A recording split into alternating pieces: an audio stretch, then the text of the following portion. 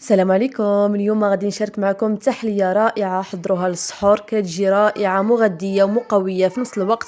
مكونات اللي هي سهلة وبسيطة، غادي نحضروها بالموز وبالنكهة ديال الموز، كتجي رائعة. جربوها واكيدة انها غادي تنال الاعجاب ديالكم. كتجي كريمية والمذاق ديالها خيالي. خليكم حتى لاخر الفيديو، ما تنسوش اختكم من لي لايك.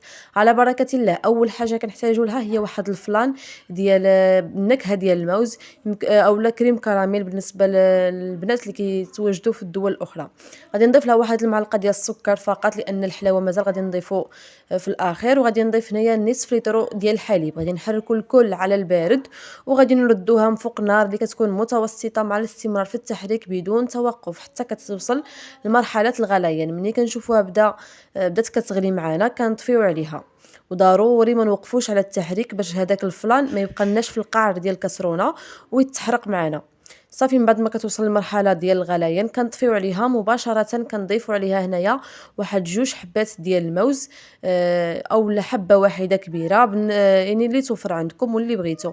كنضيفوا داك 2 حبات ديال الموز، وكنضيف هنايا واحد 5 ديال القطع ديال البسكويت. استعملوا اي نوعيه توفرات عندكم. صافي من بعد ما كنضيفوهم كنحاولوا اننا نطحنوهم مزيان مزيان، سواء بالطحانه الكهربائيه او لا بالميكسور. كنطحنوهم مزيان مزيان، ومباشره من بعد ما كنطحنوهم غادي ناخذوهم ونفرغوهم في كؤوس ديال التحليه. ضروري ما تفرغوهم وهما مازالين سخون باش هكا ما كيعقدش معكم. كيف ما كتشوفوا يعني كتفرغوه مباشره في الكؤوس ديال التحليه ديالكم كيف ما شفتوا معايا. صافي كتعمروهم، يعني كنعطي واحد 4 ديال الكؤوس هكا، يعني متوسطين كيف ما شفتوا معايا، يعني كميه لا باس بها، ولكن المذاق ديالو كيجي رائع البنات. صافي غنخليه حتى غادي يبرد معايا واحد شويه. من بعد ما كيبرد وكيشد راسو غادي نضيف هنايا شويه ديال الجوز اولا الكركاع اللي عندي مقطع قطع اللي هي رقيقه.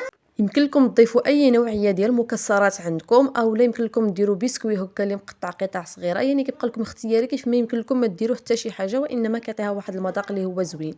صافي من بعد ما ضفت داك الجوز اولا الكركاع غادي نضيف هنايا شويه ديال الصوص كراميل اللي محضره انا غير في المنزل. صراحه الله كيجي رائع المذاق ديالو. الا بغيتو نشاركو معكم كتبوها لي في التعليق، ان شاء الله نشاركو معكم فيديو جاي ان شاء الله. كيف ما شفتوا صافي كنوضع واحد الكميه لا باس بها، وكنخليوها حتى كيبرد، يعني سواء في الثلاجه او لا خارج الثلاجه، يعني كيبقى لكم الاختيار.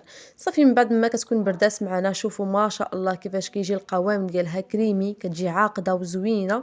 جربوها واكيده انها غادي تنال الاعجاب ديالكم. صراحه الله كتجي مغذيه ومقويه في نفس الوقت، ومكوناتها كيف ما شفتوا يعني سهله واقتصاديه، وكتجي لذيذه بزاف. ما تنساوش ديروا لايك، وبسلام عليكم. فيديو جديد ان شاء الله.